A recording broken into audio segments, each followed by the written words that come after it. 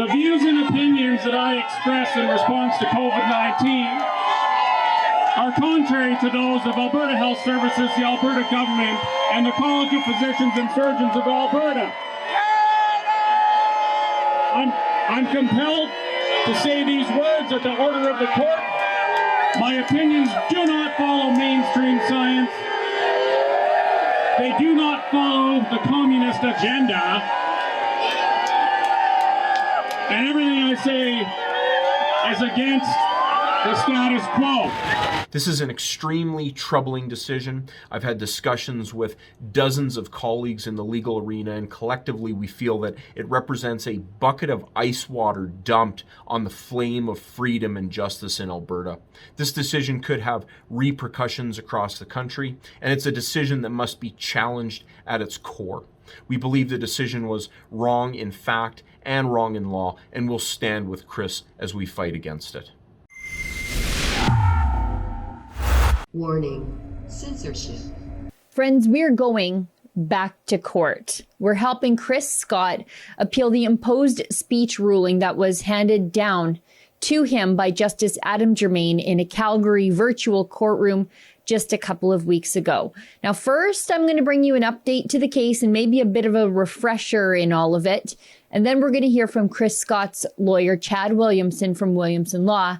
And then I'm going to ask you to help us in two different ways. And one of those ways is holding the judge accountable by sending an email to the Canadian Judicial Review Council and signing our petition at firethejudge.com. Now, for those of you who don't know all the details, or maybe, like I said, need a quick refresher, this is one of the craziest stories unfolding in the Western world right now because of its dangerous implications for the free speech of all of us. It's about what happens to you if you use your right to protest the government's direct actions against you. And it's also about what happens when a judge in a courtroom gets the crazy idea that he can compel the speech of one of the people he's punishing for exercising free speech against the government. It's all very North Korean. Now, small town diner owner Chris Scott from beautiful Mirror, Alberta, population just 500 on a good day, stood up to the government. He refused to close his little restaurant to dine-in services when the government outlawed dine-in services as part of the Alberta government's coronavirus restrictions on public gatherings. Now, for resisting, the government harassed Chris Scott for weeks, if not months. They ticketed him. They fined him. They tried to close his business multiple times, and police and health inspectors were there nearly every day. I was there for so much of it. But then came a time that the government seized his property in an early morning raid. They put a chain around the door of the gas station and the restaurant and the convenience store. And crazily, they closed the adjacent campground as well. Now, his place is the only gas station and convenience store in Mirror. So it was a collective punishment for the entire community. So Chris planned a protest, an outdoor protest, against what the government had done to him, and 1,500 people converged on his property. Prior to all this, though, the government went in secret and sought a restraining order against Chris and a couple of other high-profile lockdown resistors, including Pastor Art Pawlowski and his brother David, as well as Glenn Carrott, a mayoral candidate in Innisfail, Alberta, to prevent them all from engaging in so-called illegal public gatherings, which included, for these men, church services, protests against the government, and outdoor campaign events. But protesting the government's heavy-handed actions against you, it's a right here in Canada. And Chris Scott decided to exercise that right. And for that, police arrested him for contempt of that secret court order and held him in jail for 3 days. Chris Scott was eventually found guilty of contempt and ultimately sentenced. And his sentence included fines, costs to the government for prosecuting him, and the inability to travel outside of the province, a restriction on his movement, specifically tailored to prevent him from telling his story in person to other people, and the most draconian of all, a compelled speech order wherein Chris Scott and his fellow contemners, the Peloskis, would have to recite a specific script handed to them by Justice Adam Germain before any of them made any anti-lockdown remarks in any public forum, including on social media or, in the case of the Pelosi brothers, at their own church from the pulpit. Look at this in practice. There's something I'm supposed to read.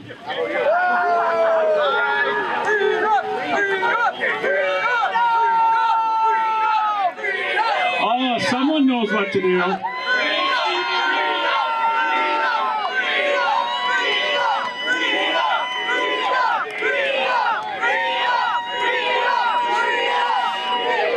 The views and opinions that I express in response to COVID-19 are contrary to those of Alberta Health Services, the Alberta government, and the College of Physicians and Surgeons of Alberta. I'm compelled to say these words at the order of the court. My opinions do not follow mainstream science. They do not follow the communist agenda. And everything I say is against the status quo. Well, this is absolutely outrageous, and we can't let this sit for Scott and the Peloskis, but it also cannot rest as a precedent to be used against other Canadians, where some judge could interject his own political views about lockdowns and vaccines and restrictions or anything else, and thus compel someone he's sentencing to parrot them. No Canadian should be forced to give the government's talking points before they express their own views on the government. So friends, like I said, we're headed back to court to appeal this decision, not just for Chris Scott, not just for the Peloskis, but for all of us, for you and for me. Now here's Chris Scott's lawyer, Chad Williamson, who has been helping Chris from the very beginning fight back against the heavy hand of the Alberta government. And I should note, all of this is made possible by you through your generous crowdfunding donations to fightthefines.com. That money flows to a registered Canadian charity. None of it comes to us here at Rebel News. None of it goes to Chris Scott. That registered Canadian charity, the Democracy Fund, pays legal fees, and it works to educate Canadians on their civil liberties. Anyways, here's Chad Williamson, because he's got something special in store for the Alberta government and for Justice Adam Germain. Take a listen. The saga continues for Chris and the whistle stop. We have filed our notice of appeal to the Alberta Court of Appeal in relation to the sanctions for contempt, which were handed down by the Court of Queen's Bench a couple of weeks ago. Clearly, the largest issue, not just for Chris, but for all Albertans and for all Canadians for that matter, is the portion of the order which infringes on our client's absolute right to freedom of speech and freedom of expression by compelling him to give a specific statement that was handcrafted by the judge in any and all communications relating to COVID and the pandemic.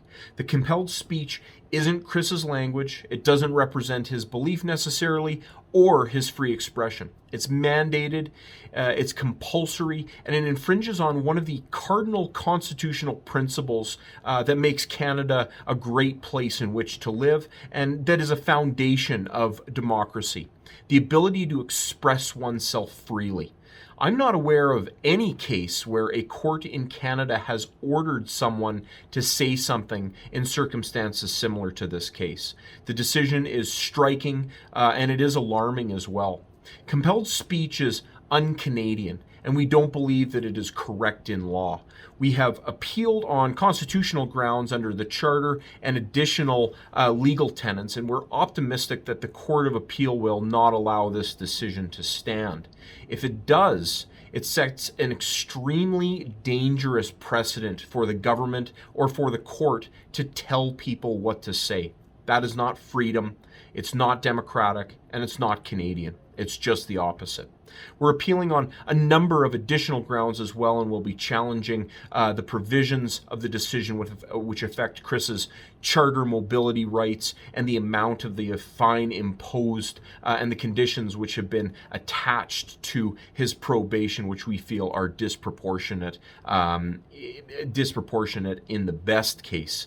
This is an extremely troubling decision. I've had discussions with dozens of colleagues in the legal arena, and collectively we feel that it represents a bucket of ice water dumped on the flame of freedom and justice in Alberta. This decision could have repercussions across the country, and it's a decision that must be challenged at its core.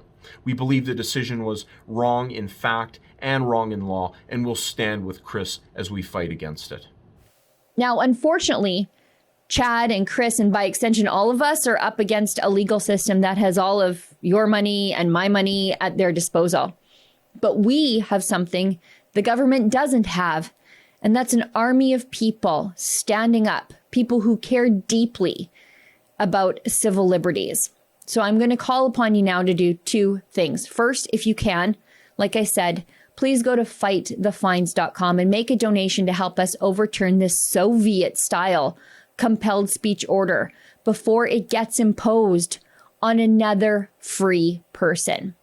And as I said, all of those donations qualify for a charitable tax receipt from the registered Canadian charity, the Democracy Fund. None of it comes to us. None of it goes to Chris. Now, the second thing that I need you to do is to go to firethejudge.com. You can take two actions on that page, and I hope you take them both. First, sign our petition calling for the firing of Judge Adam Germain for his out-of-control, politically motivated, compelled speech order. It's anti-Canadian. Now, the second thing I'd like you to do is click the link there to send an email directly to the Canadian Judicial Council. That's the overseeing body for judges here in Canada, and tell them what you think of this order. Now, thank you to everybody who's already donated to this cause and who has continued to donate and who has taken these actions already. Thank you to everyone who's followed this case from the very beginning. It's truly not just about your financial support, but it's also about your moral support in these fights as well. It means a lot to everybody involved. For Rebel News, I'm Sheila Gunn-Reid.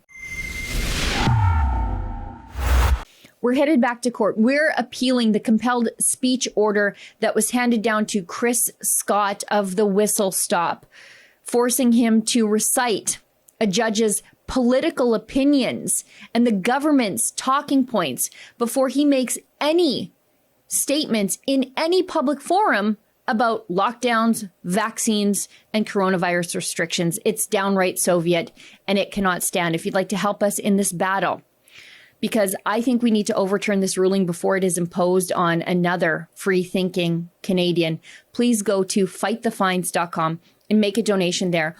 All donations there qualify for a charitable tax receipt through the registered Canadian charity, the Democracy Fund.